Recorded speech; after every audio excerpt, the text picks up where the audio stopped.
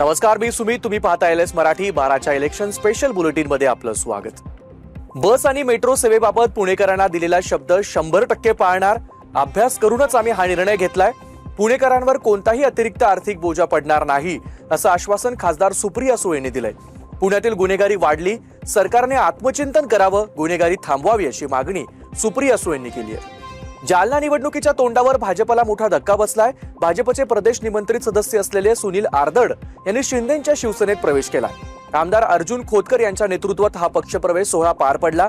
आमदार खोतकरांनी ऐनवेळी खेळी केल्यानं भाजपला हा मोठा धक्का मानला जातोय.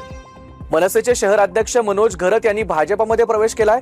मनोज घरत यांनी भाजपचे उमेदवार महेश पाटील यांच्या विरोधात मनसेमधून भरलेला उमेदवारी अर्ज मागे घेतला होता. त्यानंतर ते भाजपमध्ये प्रवेश करणार असल्याच्या चर्चा सुरू होत्या. अखेर त्यांनी आता भाजपमध्ये प्रवेश केलाय. डोंबिवलीमधील गोपी चौक परिसरात भाजपचे प्रदेशाध्यक्ष रवींद्र चव्हाण यांच्या उपस्थितीत त्यांनी भाजपमध्ये पक्षप्रवेश केला. हा महापालिका निवडणुकीपूर्वी मनसेसाठी मोठा धक्का मानला जातोय. जालना शहर महानगरपालिका सार्वत्रिक निवडणुकीसाठी सर्वच पक्ष स्वबळावर रिंगणात आहेत. जालना महापालिकेवर भारतीय जनता पक्षाचा झेंडा फडकणार आणि महापौर होणार असा दावा सातत्यानं भाजप नेते रावसाहेब दानवे करताना पाहायला मिळत आहे. तर दुसरीकडे त्यांच्याच कन्या आणि शिवसेनेचे आमदार संजना जाधव यांनी देखील मतदारांना एक आवाहन केलंय. कुणाच्याही भूलथापांना बळी पडू नका. काहीही झालं तरी जालना महापालिकेवर शिवसेनेचाच भगवा झेंडा फडकला पाहिजे असं आवाहन त्यांनी मतदारांना केलंय. परभणी महापालिकेत ठाकरेंच्या शिवसेनेनं जोरदार शक्ती प्रदर्शन केलंय. प्रभाग क्रमांक 6 मध्ये 4 उमेदवारांच्या प्रचारासाठी खासदार संजय जाधव यांच्या उपस्थितीत भव्य रॅली काढण्यात आली. या रॅली दरम्यान शिवसैनिक आणि समर्थकांनी मोठ्या संख्येने आपला सहभाग नोंदवला. अमरावती महापालिकेत युवा स्वाभिमान आणि भाजपची युती तुटल्यानं अपक्ष उमेदवारांना भाजपनं पाठिंबा दिलाय. भाजपसोबतच अपक्ष उमेदवारांना निवडून आणण्यासाठी मंत्री आकाश फुंडकर यांनी प्रचार केलाय. युती तुटल्यामुळे आता नो राणा नो पाणा, फक्त कमळ, कपाट आणि सफरचंद निवडून आणा असं आवाहन देखील आकाश फुंडकर यांनी केलंय. मालेगाव महापालिकेच्या 84 जागांसाठी 15 जानेवारी रोजी निवडणूक होणार आहे. त्यासाठी कॉर्नर मीटिंग आणि डोअर टू डोअर भेटीगाठींवर उमेदवार जास्त भर देतात. शहराच्या पूर्व भागात तिरंगी तर पश्चिम भागात शिवसेना आणि भाजपमध्ये सरळ लढत होणार आहे. धुळे महापालिका निवडणुकीच्या पार्श्वभूमीवर महायुतीतीलच भाजप आणि शिंदेसेना यांच्यात तणाव वाढल्याचं चित्र दिसतंय.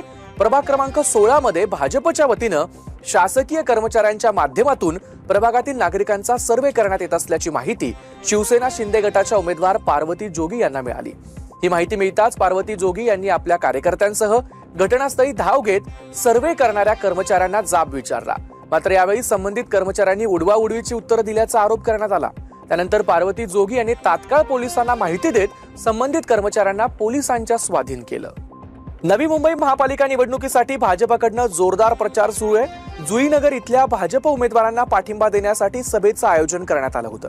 यावेळी भाजप आमदार गोपीचंद पडळकर आणि भाजप जिल्हाध्यक्ष राजेश पाटील यांच्या नेतृत्वाखाली जोरदार शक्ती प्रदर्शन करण्यात आलं. उमेदवारांसह भव्य रॅली देखील काढण्यात आली. खान पाहिजेत की बाण पाहिजेत असं बाळासाहेब म्हणाले होते आणि उद्धव ठाकरे खान सोबतच जाऊन बसले अशी टीका मंत्री नितेश राणेंनी केली आहे. उद्धव ठाकरे खरोखर हिंदू राहिलेला आहे का हे तपासावं लागेल असा हल्लाबोल देखील नितेश राणेंनी केला. निवडणुका येतील जातील, पण हिंदू म्हणून तुमचं अस्तित्व टिकवण्यासाठी भाजपला मतदान करावंच लागेल असं देखील नितेश राणेंनी म्हटलंय. काँग्रेसचे नेते आमदार सतेज पाटलांनी मिसळ पे चर्चा या कार्यक्रमादरम्यान आमदार धनंजय महाडिक यांच्यावर जोरदार हल्लाबोल केलाय. मी माझ्या मुलासाठी उमेदवारी मागितली नाही किंवा उमेदवारी अर्ज भरून मागे घेतला नाही असा टोन त्यांनी दाखवलाय. यामुळे जिल्ह्यातील राजकीय चर्चांना उधाण आलंय. घरांच्या प्रश्नाबाबत मुख्यमंत्री देवेंद्र फडणवीस आणि माझ्यावर जबाबदारी सोपवण्यात आली आहे. खेरणे गावामध्ये घरांच्या प्रश्नाबाबत योजना राबवली जाणार असून ही योजना संपूर्ण नवी मुंबईत लागू होणार असल्याचं मंत्री गणेश नाईक यांनी सांगितलंय. मूळ घरांच्या बदल्यात वाढीव FSI देऊन नागरिकांना मोफत घरं देण्यात येणार आहे. पाण्याची टंचाई असलेल्या भागांसाठीही पुढील काळात उपाययोजना करण्यात येणार आहेत असं गणेश नाईक म्हणाले. शिवसेना शिंदे गटातील उपनेत्या शीतल म्हात्रे यांनी एक्स पोस्टवरून ठाकरेंना डिवचण्याचा प्रयत्न केलाय. शीतल म्हात्रे यांनी आपल्या ट्विटच्या माध्यमातून व्हिडिओ पोस्ट करून राज आणि उद्धव ठाकरेंवर टीका केली आहे. काय ही ढोंगी बंधूंची परिस्थिती आणि निघालेत मुंबई जिंकायला, म्हणे सभा ग्रँड, बघा नीट, वाजलाय ब्रँड असा उल्लेख करत शीतल म्हात्रेंनी ठाकरे बंधूंना डिवचलाय. धुळे महानगरपालिकेच्या निवडणुकीच्या पार्श्वभूमीवर राजकीय आरोप प्रत्यारोपांना जोर आलाय. MIMचे नेते खासदार असरुद्दीन ओवेसी यांच्या धुळ्यातील सभेसाठी सुरुवातीला प्रशासनाकडून परवानगी दिली जात नव्हती. मात्र स्थानिक भाजप आमदार अनुप अग्रवाल यांनी हस्तक्षेप करून ओवेसी यांच्या सभेसाठी परवानगी मिळवून दिली. असा गंभीर आरोप राष्ट्रवादी काँग्रेसचे माजी आमदार फारुख शाह यांनी केलाय. भाजप एमआयएम पक्षाला प्रत्यक्ष अप्रत्यक्षरित्या पाठिंबा देत असून महापालिकेच्या निवडणुकीत फंडिंगही करत असल्याचा दावा फारुख शेख यांनी केलाय.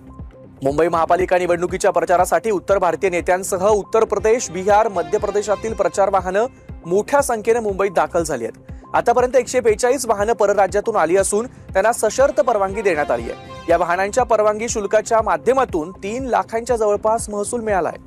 नाशिकच्या मालेगाव महापालिकेत बच्चे कंपनी अनेक भागात आपल्या आवडत्या नेत्यांचा आणि पक्षाचा प्रचार करताना दिसत आहेत. पक्षाचे ध्वज हातात घेऊन सायकलवर स्पीकर ठेवत जोरदार घोषणाबाजी केली जाते.